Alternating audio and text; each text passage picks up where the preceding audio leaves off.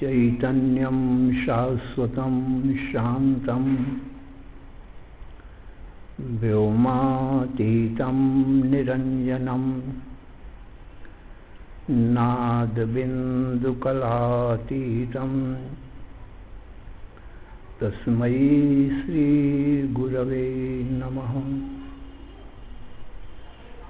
सर्वश्रुतिशिरोरत्नं विराजितो पदाम्बुजं वेदान्ताम्बुजमार्तण्डं तस्मै श्रीगुरवे नमः। अज्ञानतिमिरान्धस्य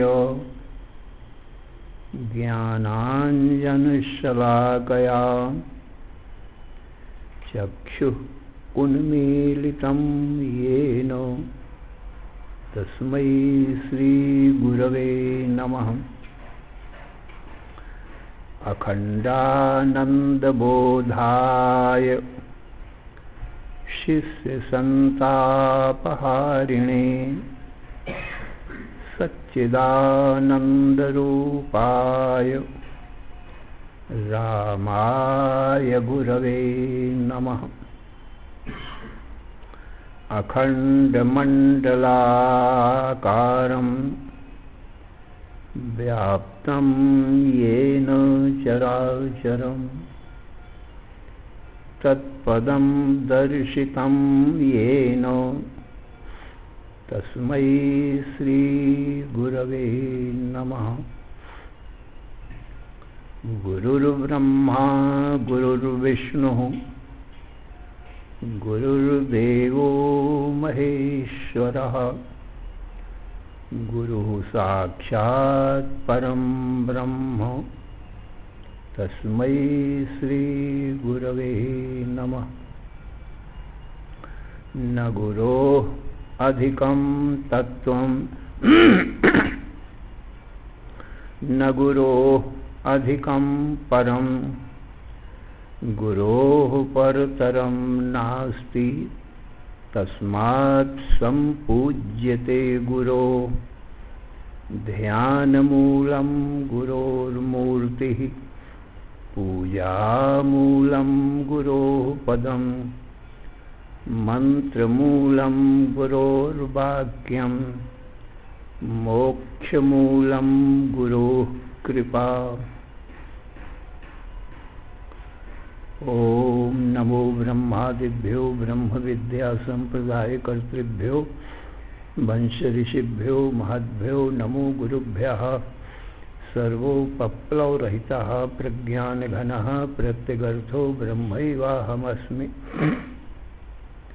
नारायणं पद्मभवं वसिष्ठं शक्तिं च तत्पुत्र पराशरं च व्यासं शुकं गौडपदं महान्तं गोविंद योगेन्द्र मथास्य शिष्यं श्री शंकराचार्यं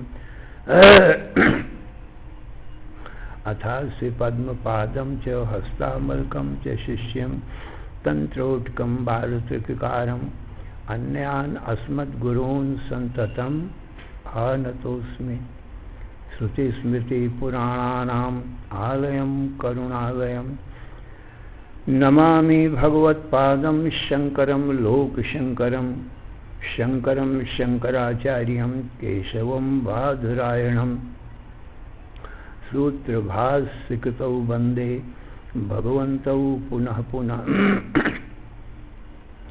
ईश्वरो गुरुरात्मेति मूर्तिभेदविभागिने व्योमवद्व्याप्तदेहाय दक्षिणामूर्तये नमः। अशुभानि निराचष्टि तनोति शुभ संततिं स्मृतिमात्रेण यत्पुंसाम् ब्रह्म तन्मंगलम परम अतिकल्याणरूपत्वान् नित्यकल्याणसंश्रयात् स्मर्तॄणां वर्धत्वाच्च ब्रह्म तन्मंगलम विदुः। ओंकारश्चाथ शब्दस्य द्वौ एतौ ब्रह्मणः पुरा कंठं भित्त्वा विनिर्यातौ तस्मान् मांगलिकौ उभौ। ओम तत्सत् परब्रह्मणे नमः। श्री राम जय जय राम। श्री राम जय जय राम। श्री राम जय जय राम। श्री राम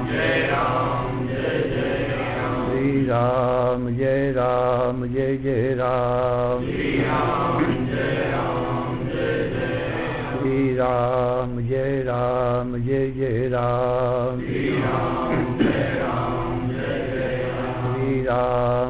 राम जय जय राम। धर्म की अधर्म का प्राणियों में विश्व का हर हर महादेव। शरण या कारण करुण करुणा वरुणालय कर्तुम अकर्तुम अन्यथा कर्तुम समर्थ नित्य शुद्ध बुद्ध मुक्त स्वरूप अनंत कोटि ब्रह्मांड नायक परात्पर पूर्णतम पुरुषोत्तम परब्रह्म सच्चिदानंद घन सर्वज्ञ सर्वशक्तिमान सर्वाधार सर्वाधिष्ठान भगवान श्री कृष्ण से अर्जुन ने पूछा, हे भगवान, कार्पण्य दोषोपहत स्वभाव पृच्छामि त्वां धर्म सम्मूढ़ चेता यच्छ्रेयः स्यान्निश्चितं ब्रूहि तन्मे शिष्यस्तेऽहं साधिमां त्वां प्रपन्नम्। हे भगवान, अज्ञानता के कारण अज्ञान जनित मोह के कारण मेरा स्वभाव नष्ट हो गया है और धर्म को भी सम्यक प्रकार से नहीं जानता हूँ और मेरा परम कल्याण निःश्रेय सुख की प्राप्ति कैसे होगी। एक नित्य सुख होता है, एक अनित्य सुख होता है।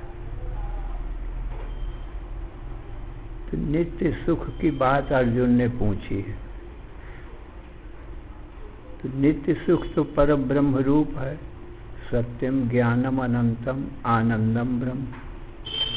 और अनित्य सुख उसी नित्य सुख का बुद्धि में प्रतिबिंब पड़ता है।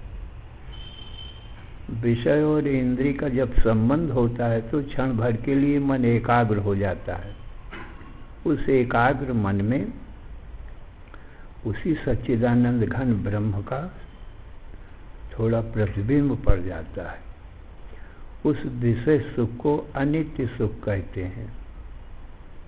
प्रतीति मात्र होता है, इसलिए प्रेय सुख कहते हैं। थोड़ी देर प्रतीत हुआ, बस गायब हो गया। जहाँ मन चंचल हुआ तहाँ फिर गायब हो गया। तो विषय सुख तो सबको प्राप्त, मनुष्य पशु पक्षी सभी को प्राप्त विषय सुख, आभास सुख। परंतु जो नित्य सुख है उसको तो कोई बिरला जानता है, सहस्रों में कोई एक जानता है। वो ब्रह्म सुख है, आत्म सुख है। तो अर्जुन उसी नित्य सुख की बात कर रहा है, ब्रह्म सुख की बात कर रहा है कि वो नित्य सुख बताओ। और ये जो प्रेय सुख है ये तो सबको प्राप्त है, गरीब हो, अमीर हो, पशु हो, पक्षी हो, सबको प्राप्त है। क्योंकि इंद्रिय सबके पास है और विषय से तो सारा संसार भरा है। चाहे रात दिन विषय सुख भोगे तो कौन मना करता है।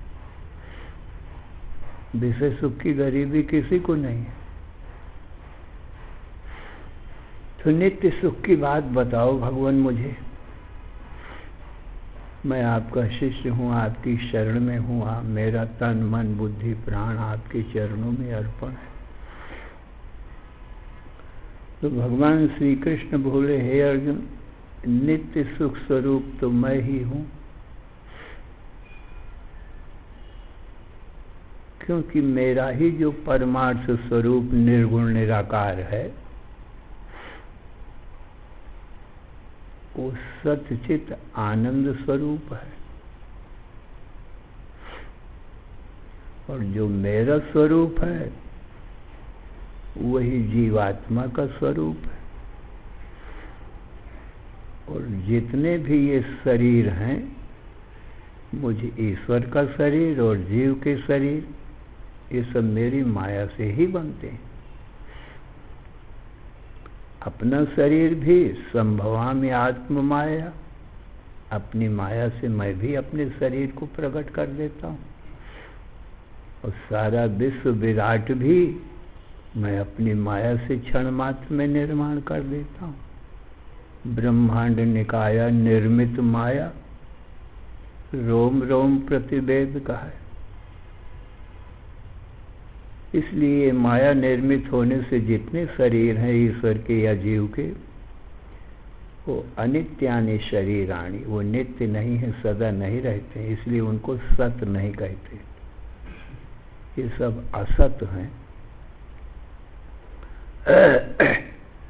इसलिए नित्य मैं ही हूँ, सत मैं ही हूँ, सदा रहता हूँ।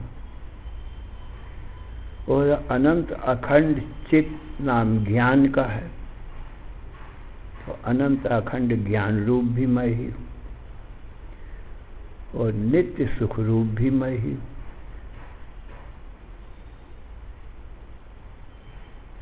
मुझ सच्चिदानंद ब्रह्म का स्वरूप ये सब माया से निर्मित सभी शरीरों में विराजमान है।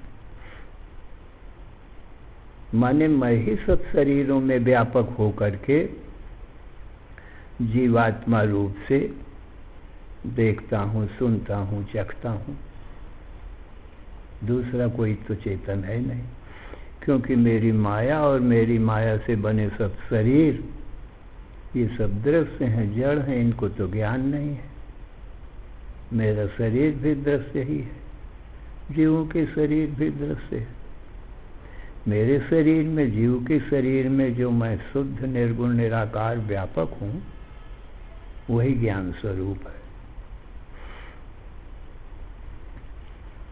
और मुझ निर्गुण निराकार स्वरूप में किसी भी प्रकार का कर्म नहीं है। जो कर्म है वो सगुण साकार स्वरूप में ही है। सगुण साकार स्वरूप में कर्म के साधन हैं देह, इंद्रिय, मन, बुद्धि, प्राण। इसीलिए सगुण साकार में सब कर्म होते हैं। निर्गुण निराकार में तो देह, इंद्रिय, मन, बुद्धि, प्राण कुछ है ही नहीं, तो उसमें कर्म के साधन नहीं है, तो कर्म कहाँ से होगा।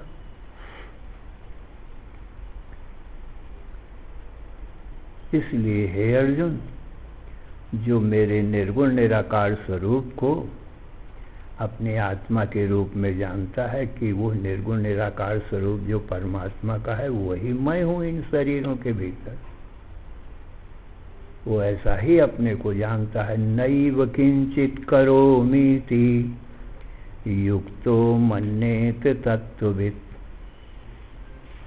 पश्यन् शृण्वन् अस्पृशन् जिघ्रन् अस्नन् गच्छन् स्वपन् श्वसन् प्रलपन् विसृजन् ग्रहणन् उन्मिषन् निमिषन्नपि इन्द्रियाणीन्द्रियार्थेषु वर्तन्त इति धारयन्।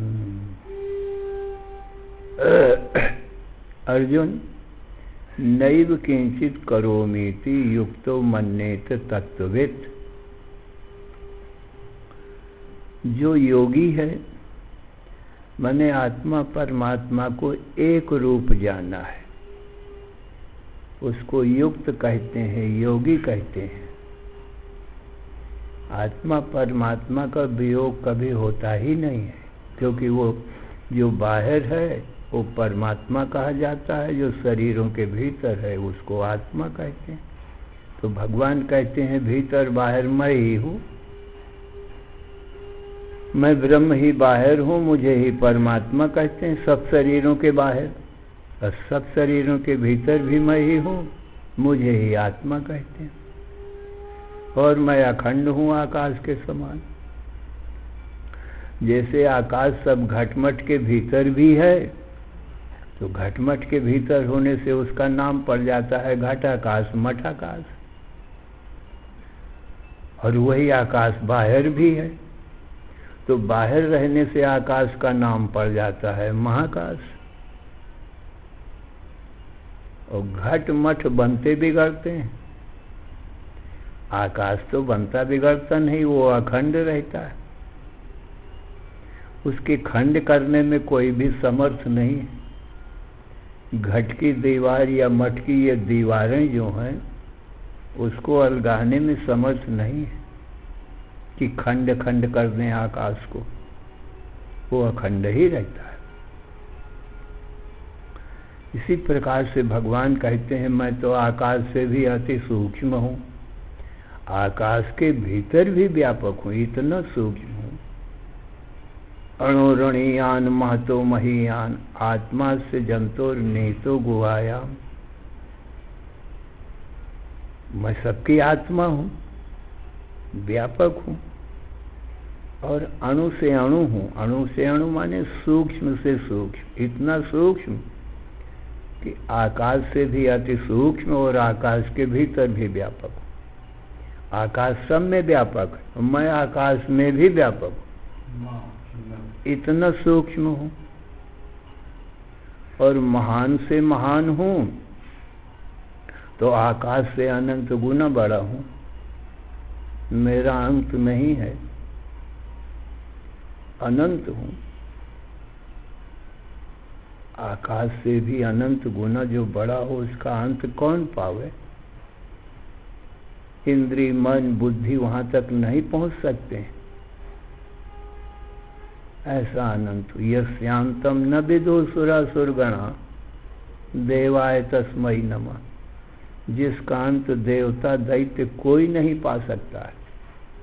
वेद भी नेति नेति कहता है, ना इति ना इति, उसका अंत नहीं है, अंत नहीं है। और ये सब जितना भी है ये ब्रह्म से इतर माया का कार्य है, इसलिए इसको ब्रह्म नहीं जाना जो दृश्य होए। ये ब्रह्म नहीं है, ये ब्रह्म नहीं है, ये ब्रह्म नहीं है। इसकी इदम की जहाँ से उत्पत्ति होती है और जिसमें ये इदम रहता है और जिसमें लय हो जाता है तद ब्रह्म, वह ब्रह्म कहा जाता है। कितना अनंत गुना बड़ा है। थोड़ी सी जगह में जगत की उत्पत्ति स्थिति प्रलय उसमें होती रहती है। एकांशेन स्थितो जगत, ये सारा जगत एक अंश में स्थित है। जैसे महाशांत समुद्र में वायु के वेग से थोड़ी जगह में लहरें उठती रहती, थोड़ी जगह में और शांत सागर है। ऐसे ही भगवान कहते हैं मेरा जो वास्तविक आनंद सिंधु समुद्र है वो अनंत है। आनंद सिंधु के एक देश में वायु रूपी पवन के कारण ये जगत रूपी लहरें तरंगें उठती रहती हैं और फिर लीन हो जाती हैं। मयि अखंड सुखाम बोधौ बहुधा विश्व बीचयः उत्पद्यन्ते विलीयन्ते माया मारुत विभ्रमात्। अर्जुन, माया रूपी पवन के निमित्त से अनंत कोटि ब्रह्मांड रूपी बीचियां माने लहरें मुझ अनंत आनंद सिंधु के एक देश में थोड़ी जगह में उत्पद्यन्ते उत्पन्न होती हैं, पुनः विलीयन्ते फिर विलीन हो जाती। तो इतना महान हूं माने बड़ा हूं।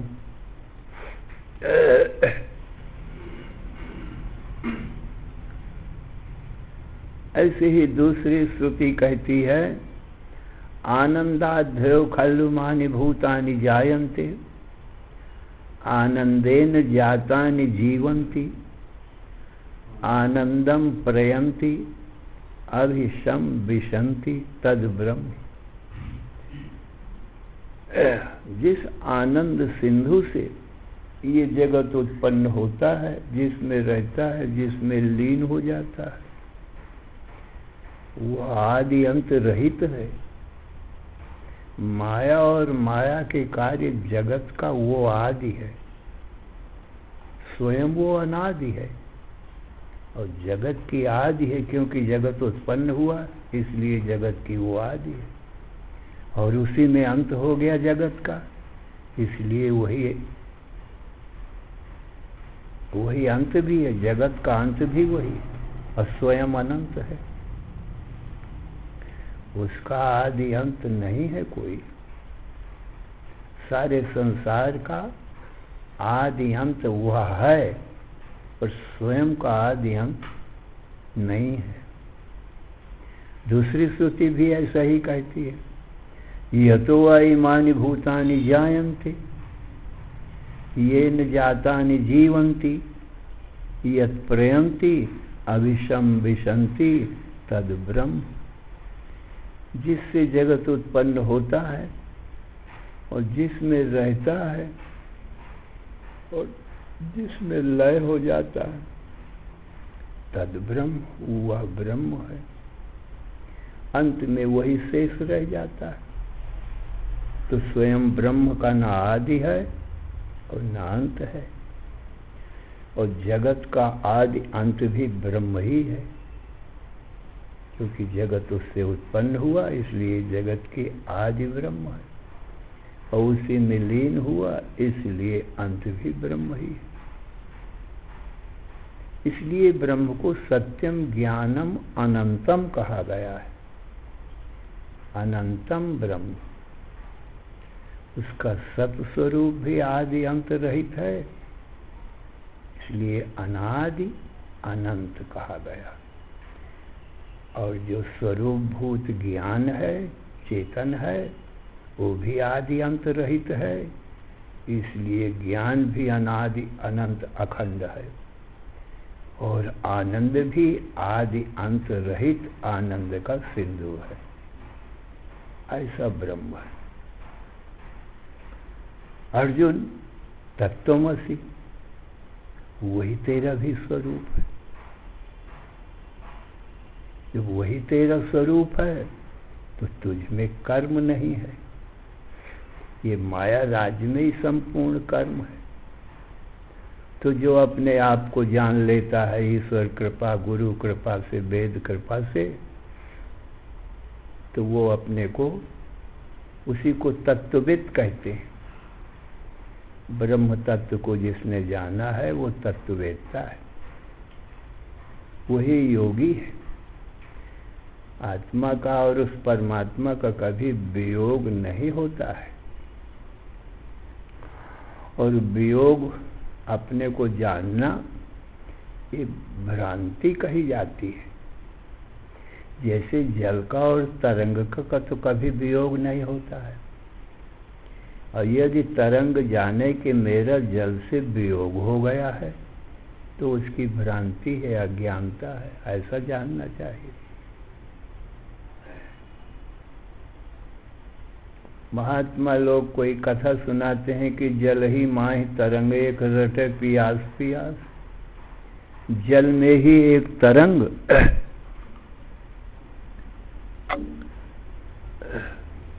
मुझे जल की प्यास है, जल की प्यास है, कोई जल का दर्शन कराओ, ऐसा रट रही थी। तो उस महापुरुष ने उससे पूछा कि तरंग तुझे जल की प्यास है? बोले हाँ, मुझे जल का दर्शन कराओ। तो महात्मा ने कहा तू अपने भीतर देख और बाहर देख, ऊपर नीचे देख, दाएं बाएं देख, चारों तरफ देख, जल के सिवाय है ही कौन? जब उसने अपने भीतर देखा तो वास्तव में जल से भिन्न दूसरी चीज मिली ही नहीं।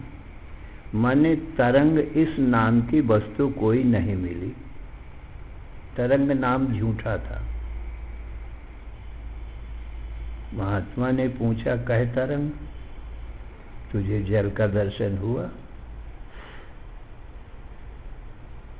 तो उत्तर देती है, नाहम तरंगः सलिलमहम, मैं तरंग नहीं हूं, किंतु सलिल माने जल ही जल हूं, क्योंकि मैंने अपने जब भीतर देखा तो जल ही जल पाया। तरंग नाम की कोई वस्तु नहीं मिली। तो तरंग ये नाम एक भ्रम मात्र है। तरंग नाम की कोई वस्तु को हाथ से पकड़े तो जल ही हाथ में आता है, क्योंकि तरंग तो आंखों का धोखा ही है और वाणी का विकार है। कथन मात्र, कहने वाले की वाणी में तरंग ये नाम है, और जहाँ वो देख रहा है तरंग, वो तो वस्तु जल ही है। तरंग के साथ सदा जल है। तरंग का जल का कभी वियोग नहीं हुआ, एक सेकंड के लिए भी। क्योंकि जब जन्म हुआ तरंग का तो जल साथ है। जितने देर जीवन है वो जल में ही चलती फिरती है और जल साथ में रहता है। तो जीवन में जल साथ है, और जब उसका लय है तो जल साथ है। जल का और तरंग का अलगाव तो कभी हुआ ही नहीं है। तो वियोग जब हुआ ही नहीं तो योग मिलना तो तब कहलाता है जब वियोग होए।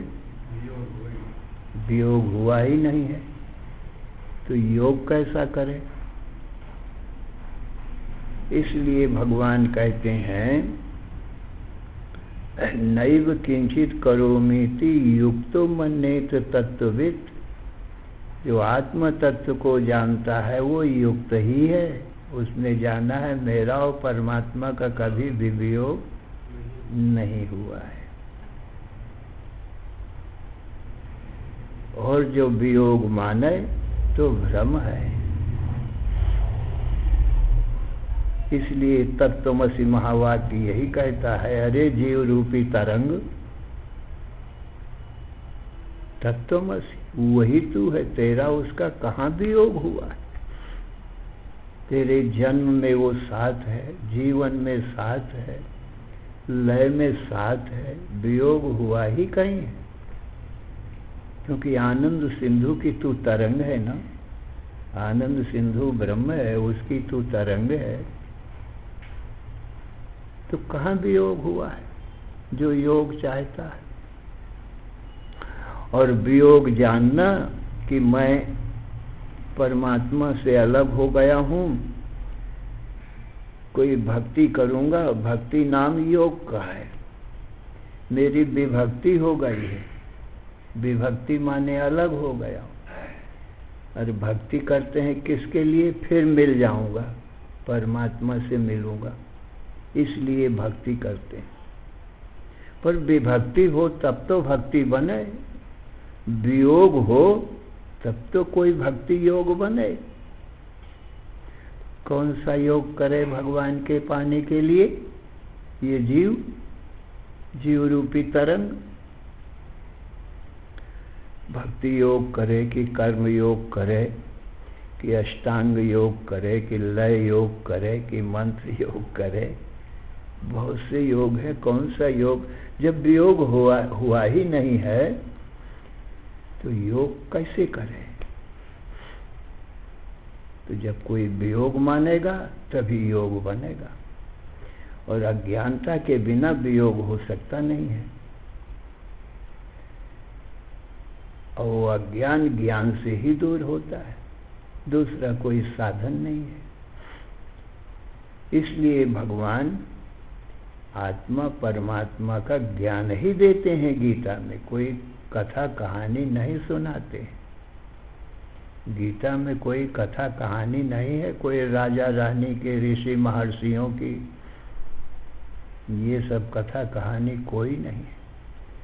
भागवत में राजा रानी और भक्त भगवान ऋषि महर्षियों की माध्यम से, कथाओं के माध्यम से ज्ञान दिया गया, बीच बीच में ज्ञान बताते। पर गीता में तो सीधा आत्मा क्या है, परमात्मा क्या है, माया क्या है, ब्रह्म क्या है, ईश्वर क्या है, जीव क्या है, जगत क्या है, सीधे ज्ञान बताते हैं। सत्य क्या है, असत्य क्या है, इसको जानो, अपने आप को पहचानो, तू कौन है। तरति शोकम आत्मवेद, अपने को जो जान लेता है तुरंत ही वो शोक सागर से पार हो जाता है। उसको कुछ भी कर्तव्य नहीं, तो जानना ही कर्तव्य है, क्योंकि वियोग हुआ नहीं। इसलिए तत्त्वमसि महावाक्य यही कहता है, वही तू है, और तुझ में कोई किसी प्रकार का कर्म नहीं है। तुलसीदास जी भी यही कहते हैं, सोते तो हिता ही नहीं भेदा। अरे जीव रूपी तरंग, सोते जो ब्रह्म है, जो राम है, वही ब्रह्म को ही राम कहते हैं। राम ब्रह्म परमार्थ रूपा, राम सच्चिदानंद दिनेशा, नहीं था मोह निशा लवलेशा। निर्गुण निराकार स्वरूप जो राम का है, सच्चिदानंद ब्रह्म ही है। सगुण साकार तो माया से होता है, निर्गुण निराकार स्वभाव से ही सिद्ध है। इसीलिए सगुण साकार माया से प्रकट होता है, पुनः फिर निर्गुण निराकार रूप में समा जाता है। सोते तो ही ताही नहीं भेदा, तुझमें उसमें किंचित मात्र भी भेद नहीं है। भेद ज्ञान ही अज्ञान है। अभेद दर्शनम ज्ञानम, अभेद दर्शन ही वास्तविक ज्ञान है। इसलिए तो हिताय नहीं भेदा। कैसे, तो बाहर बीच इव, जैसे जल और तरंग का कोई भेद नहीं है, दोनों अभेद हैं। जल एक है, तरंगें अनेक हैं, परंतु एक जल अनेक तरंगों के साथ सदा है, उनके जन्म में, जीवन में, मृत्यु में। अनेक तरंगों के साथ है जल सदा, और अनेक तरंगें एक जल के साथ में। एक जल से अनेक तरंगें कभी जुदा नहीं है, और एक जल अनेक तरंगों के साथ में। शीतलता, मधुरता, द्रवता, ये जल का स्वरूप। ऐसे ही भगवान का सच्चित आनंद स्वरूप है। अस्थि भांति प्रिय रूप से ये नाम रूप जगत तरंगों में व्यापक है। ये नाम रूप क्या है? यही तरंगें हैं।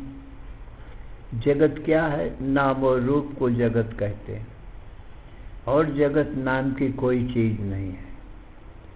ये रूप है जो दिखाई पड़ रहे हैं, इनके नाम है। बस ये नाम रूप को तरंग कहते हैं।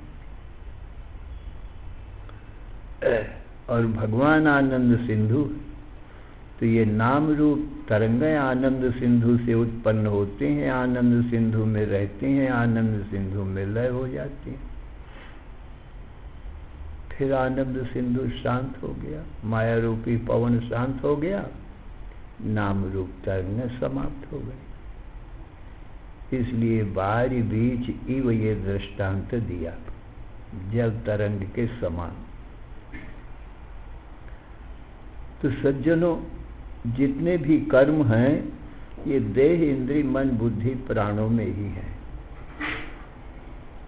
और आत्मा जो है वो देह, इंद्रिय, मन, बुद्धि, प्राणों से परे है। इसलिए नैव किंचित करोमीति युक्तो मन्येत तत्ववित्। तो जो तत्ववेत्ता योगी है वो अपने आप को ऐसा ही जानता है, निर्गुण निराकार भी जानता है और सगुण साकार भी जानता है। तो निर्गुण निराकार तो शुद्ध सच्चिदानंद सिंधु है, और सगुण साकार क्या व्यष्टि क्या समष्टि, उसी आनंद सिंधु निर्गुण आनंद सिंधु की कोई आकार नहीं होता है। उसकी ये सारी तरंगों के तो आकार हैं, पर आनंद सिंधु का कोई आकार नहीं है। जितने आकार हैं ये नाम रूप, उसी निर्गुण निराकार आनंद सिंधु से उत्पन्न भय। आनंद तो नहीं ना दिखाई पड़ता, आकारवान चीज दिखाई पड़ती है। यहाँ तक कि जो उसका आभास रूप आनंद है वो भी नहीं दिखाई पड़ता। जैसे हमने कोई चीज खाया तो लोग कहते हैं बड़ा मजा आया, बड़ा आनंद आया। कहा दिखाओ कैसा आनंद है, तो दिखा सकते हैं क्या? क्योंकि उसका आकार हो तो दिखा दे मैं। वो भी निर्गुण निराकार है। फिर शुद्ध स्वरूप जो है उसके निर्गुण निराकार होने में क्या संदेह। ऐसे ही जो ज्ञान है वो भी निर्गुण निराकार है। तुम देखते हो, कहो तुम्हारा क्या आकार है? शरीर तो दिखाई पड़ता है, इसका तो आकार है, ये तरंग है शरीर, पर तुम देखने वाले का क्या आकार है? निर्गुण निराकार है। तो जो आकारों को देखता है वो निर्गुण निराकार है, उसका कोई आकार नहीं है। तो निर्गुण निराकार से ही ये सगुण साकार उत्पन्न होता है। क्या व्यष्टि क्या समष्टि, और निर्गुण निराकार में ही रहता है, पुनः निर्गुण निराकार में ही लीन हो जाता है। आनंदाभ्यो खल्वानि भूतानि जायन्ति, आनंदेन जातानि जीवन्ति, आनंदम प्रयन्ति, अभिशम विशन्ति तद ब्रह्म। इस प्रकार से सज्जनों, आत्मा का केवल जानना ही कर्तव्य है, करना कुछ नहीं है। क्योंकि आत्मा या ब्रह्म तो अपना स्वरूप है, तो अपने पाने के लिए कोई कर्म करना पड़ेगा। अपने से भिन्न वस्तु को पाने के लिए तो कर्म करना पड़ेगा। जैसे अपने से भिन्न कोई गांव में जाना है, कोई नगर में जाना है, कोई बाजार में जाना है, तो गमन रूपी कर्म करना पड़ेगा। भाई अपने पाने के लिए तो कोई कर्म नहीं करना, वो तो मैं ही हूँ ना। तो वो सच्चिदानंद ब्रह्म मैं ही हूँ, तो ब्रह्म को पाने के लिए क्या कर्म करे? जब मैं ही ठहरा, भगवान कहते हैं तत्त्वमसि, श्रोत है तो ही ताई नहीं भेदा, वही तू है, तो अपने पाने के लिए क्या कर्म करे? कोई कर्म नहीं बनता। कोई चीज उत्पन्न करना हो उसके लिए कर्म करना पड़ता है। जैसे घट मठ माटी से उत्पन्न करना है, या गेहूं जौ चना खेती करके उत्पन्न करना है, तो उसके लिए तो कर्म करना पड़ेगा।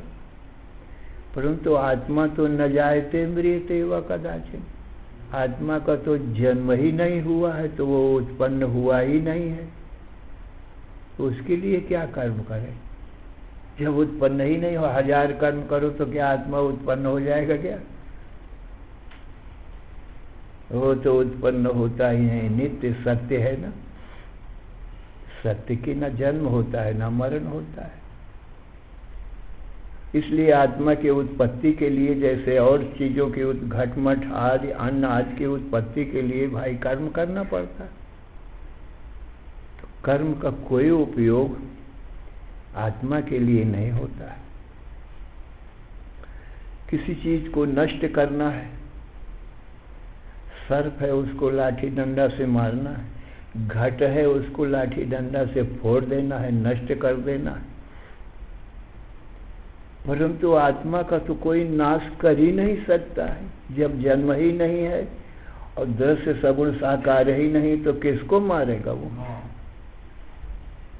भला आकाश भी कहीं लाठी से मारा जा सकता है, भाला बर्छी तीर तलवार से आकाश भी काटा जा सकता है। आकाश का कोई आकार नहीं है। आत्मा तो आकाश से भी अति सूक्ष्म है। इसलिए नैनम छिन्नन्ति शस्त्राणि नैनम दाच पाओगा न चैनम क्लेदि अंत्यापो न शोषयति मारुता। तो कर्म का उपयोग आत्मा के नाश के लिए भी नहीं हो सकता है। संस्कार किसी को शुद्ध करने के लिए, जैसे वस्त्र है मैला हो गया है तो उसकी मलिनता को नष्ट करने के लिए संस्कार करना पड़ेगा, माने धोना पड़ेगा, सोडा साबुन से और निर्मल जल से प्रक्षालन करना पड़ेगा तो कपड़ा शुद्ध हो जाएगा। फिर जिस रंग चढ़ाने की इच्छा हो उसी रंग में डुबो तो वो रंग चढ़ जाएगा। उसको गुणाधान कहते हैं। आत्मा तो अत्यंत शुद्ध है तो आत्मा का संस्कार भी नहीं बनेगा। अत्यंत मलिनो देहो देही चात्यंत निर्मला उभयोः अंतरम ज्ञात्वा कस्य शौचम विधीयते। कहते हैं देह तो अत्यंत मलिन है और जो देही है वो तो मैं आत्मा ही। देही आत्मा को कहते हैं। मैं देह में रहता हूँ, देह को देखता हूँ, मुझे ही देही कहते हैं। देह में रहने से, जैसे गृह में रहने से किसी को गृहस्थ कहते हैं, जैसे देह में रहने से मुझे देही या देहस्थ कहते हैं या कायस्थ कहते हैं। काये स्थिता इति कायस्थ। पर काया में रहने वाला तो काया से अलग ही रहता है ना। घर में रहने वाला तो घर से अलग ही रहता है ना। घर जड़ है, घर में रहने वाला पुरुष तो चेतन है। ऐसे ही देह तो घर है और देह में रहने वाला मैं चेतन आत्मा हूँ। मैं देह को जानता हूँ, देह मुझको नहीं जानता है। सर्वथा अलग हूँ, शुद्ध हूँ। तो देह में मैं रहता हूँ परंतु निर्मल ही रहता हूँ। मैं मलिन नहीं होता हूँ। मलिन तो देह है और मैं अत्यंत निर्मल हूँ। तो माता पित्रोत्मलोद्भूत्वा मलमांसमयम वपु। देह क्यों मलिन है कि माता पिता के मल मूत्र से उत्पन्न हुआ है, इसलिए अत्यंत मलिन है। इसलिए अत्यंत मलिन है। तो मलिन देह में रहकर मैं स्पर्श तो नहीं करता हूँ क्योंकि आकाश के समान हूँ, शुद्ध हूँ, छूता नहीं हूँ। इसलिए सदा निर्मल ही रहता हूँ। तो आत्मा की शुद्धि क्या करें? और शरीर अत्यंत मलिन है तो शरीर की भी शुद्धि क्या करें? कितने बार चाहे 1000 बार नहाओ दिन भर में तो ऊपर की गर्दा, माटी, धूली, पसीना चमड़े के ऊपर ही ऊपर तो धुलेगा कि भीतर भी? भीतर तो क्या है? खून है, मांस है, हड्डी है, मज्जा है, ये सब मलिन पदार्थ ही भरे। वो तो मुझ आत्मा के रहने से ये शुद्ध लगता है, परंतु मैं जब निकल जाता हूँ तो इसको छूकर लोग स्नान करते हैं। इतना मलिन है। मैं हूँ इस शरीर में, इसलिए अपवित्र शरीर भी पवित्र जैसा लगता है। अब मैं नित्य पवित्र हूँ। पवित्राणाम पवित्रम यो मंगलानां च मंगलम दैवतम देवतानां च भूतानां यो व्यापिता। वो आत्मा परमात्मा मैं हूँ, अत्यंत पवित्र। तो उभयो अंतरम ज्ञात्वा कस्य शौचम विधीयते। दोनों का अंतर जान के कि मैं आत्मा देही तो हमेशा पवित्र ही हूँ, मलिन होता ही नहीं हूँ, और देह अत्यंत मलिन है, कहो किसकी शुद्धि करोगे? कस्य शौचम विधीयते, देह की कि या देही आत्मा की? किसी की शुद्धि नहीं बनती, क्योंकि आत्मा नित्य शुद्ध है, मलिन हुआ ही नहीं। और देह इतना मलिन है कि कितना भी शुद्ध करो ये शुद्ध होने का नहीं। काला कोयला में कितना ही साबुन सोडा लगाओ और निर्मल गंगा जल से धो, वो काला का काला ही रहेगा, जो भीतर तक काला है ना। ऊपर ऊपर काला होए तो शुद्ध भी हो जाए, पर भीतर तक काला है, कैसे शुद्ध हो सकता है? है कोई संसार में उपाय इसके शुद्ध करने का, काले कोयले का? महात्माओं ने एक उपाय खोज निकाला है। वो क्या है? कहा जिसके वियोग से कोयला काला हुआ है उसका संयोग करा दिया जाए। अग्नि के वियोग से कोयला काला हुआ है, अग्नि का संयोग करा दिया जाए तो कोयला उज्ज्वल एकदम हो जाएगा। भगवान शंकर भी उसको विभूति के रूप में लगाए, वो विभूति बन जाएगा, शुद्ध उज्ज्वल। अग्नि से संयोग करा दो। देखो लोग कोयला रखते हैं घर में, अंगीठी में जलाते हैं उसको, तो उज्ज्वल एकदम थोड़ा सा हो जाता है, उज्ज्वल सूक्ष्म। शंकर भगवान भी लगाते हैं। तो यही एक उपाय है काला कोयला को शुद्ध करने का, कि अग्नि में उसको डाल दी, क्योंकि अग्नि के वियोग से वो कोयला काला हुआ था। इसी प्रकार से ये देह, इंद्री, मन, बुद्धि, प्राण, सगुण, साकार, ये अज्ञान का कार्य है। अज्ञान तो काला है ना, अंधेरा है ना।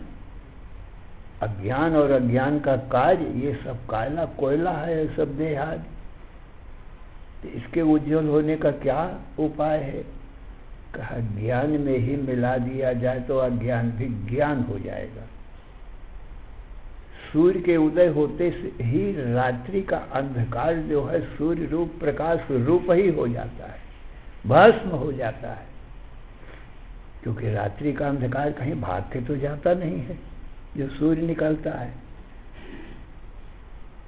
प्रकाश रूप हो गया। ऐसे ही ज्ञान से अज्ञान जल जाता है, भस्म होता है। ज्ञानाग्नि सर्व कर्माणि भस्मसात् कुरुते।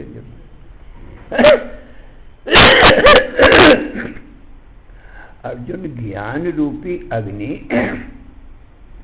चराचर जगत, देह, इंद्री, मन, बुद्धि, प्राण और इनके द्वारा होने वाले शुभाशुभ कर्म और इनका कारण अज्ञान है।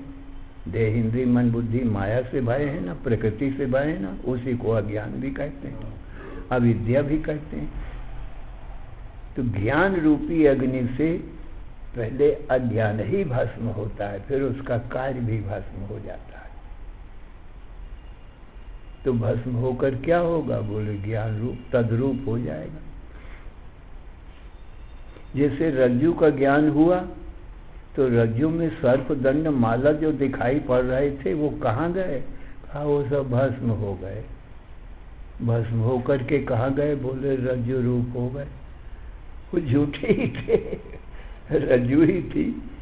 अज्ञान के कारण अज्ञान का ही ये रूप था सर्प दंड माला, क्योंकि रज्जु तो अपने रूप में ज्यों की त्यों आदि अंत मध्य में एक जैसी है। अज्ञान का ही परिणाम सर्प दंड माला था, और ज्ञान होते ही अज्ञान भस्म हुआ तो सर्प दंड माला भी खत्म हुए, रज्जु रूप ही हो गए। तो यही एक उपाय है ज्ञान अग्नि। जो अज्ञान भस्म हो करके ज्ञान रूप हो जाए, क्योंकि झूठी वस्तु है। माया नाम झूठी वस्तु का न हो करके जो दिखाई पड़े उसका नाम माया है।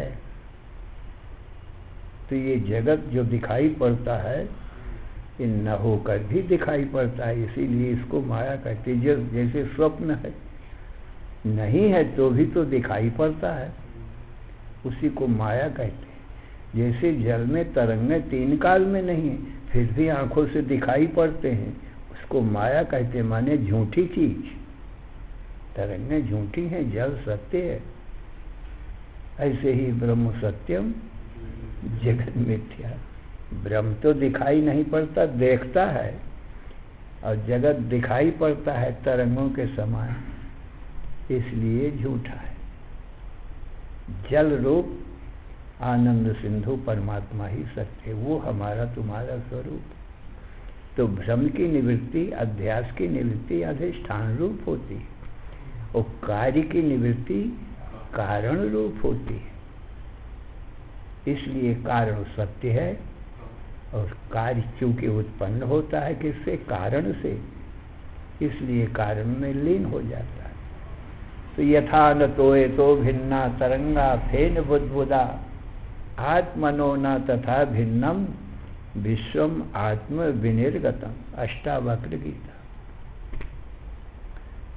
जैसे जल से तरंगें उत्पन्न होती हैं सो जल से भिन्न नहीं, ऐसे आत्मा से ही ये चराचर जगत उत्पन्न होता है, इसलिए आत्मा से भिन्न नहीं है, किंतु आत्मा रूप है। तो ज्ञानी जन अपनी आत्मा को ही ये जगत नाम रूप तरंगों में देखा करते हैं। आत्मदृष्टि होती है ज्ञानी की, और ज्ञानी की तरंग दृष्टि होती है, शरीर तरंगें। तो इसी को अपना स्वरूप वो माने बैठे रहते हैं। भला जो तरंग रूप शरीर को अपना स्वरूप मानेगा तो मरने जीने से वो कैसे बचेगा? और जल रूप जानेगा तो नित्य मुक्त है। तो ज्ञानी अज्ञानी में और कोई भेद नहीं, इतना ही भेद है।